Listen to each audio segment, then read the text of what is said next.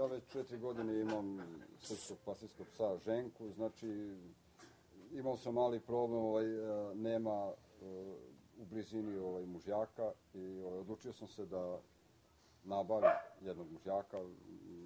Od ranije se znam sa Draškom, znamo se i pokušavali smo čak jednom i da parimo Asku sa Viktorom.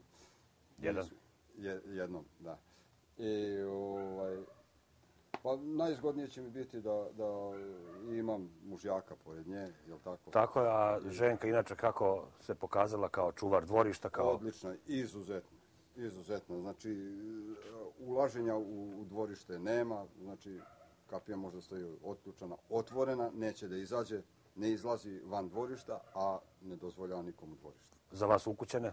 Za nas ukućene kao mačne, kao malo mačence. Znači, umiljata, a za strance, znači... Uklapa se u ono kako pričamo o našim srpskim pastirskim psima. Da, baš je to.